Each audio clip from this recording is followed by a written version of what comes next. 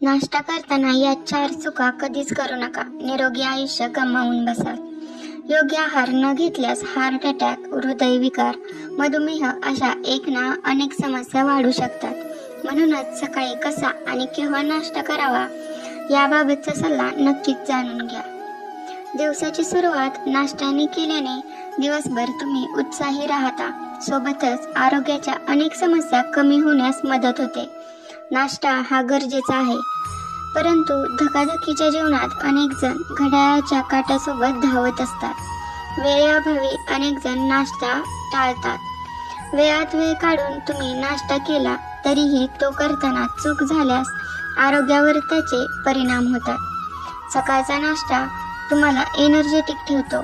तो टाळल्यास वजन वाढणं, हार्ट अटॅक, हृदयविकार, मधुमेह अशा एक ना अनेक समस्या वाढू शकतात.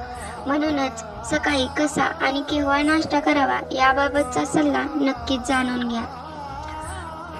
पहिली चूक, योग्य प्रमाणात नाश्ता न करणं. नाश्ता अति प्रमाणात किंवा अत्यल्पही करू नये. आहार तज्ञांच्या सल्ल्यानुसार सामान्यपणे नाश्त्यात 1 वाटी किंवा 5 ते 8 चमचे धान्य, 10 ते 15 ग्राम लीन प्रोटीन आणि ग्लासभर ज्यूस असणं आवश्यक आहे. कार्ब्स आणि प्रोटीन शिवाय नाश्ता. अनेक लोक नाश्त्यामध्ये कार्ब आणि प्रोटीन घटकांचा समावेश करत नाहीत. याचा परिणाम आरोग्यावर होतो.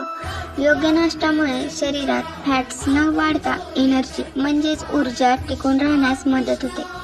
रक्तातील साखर ही नियंत्रणात राहते. उशिरा नाश्ता करणं.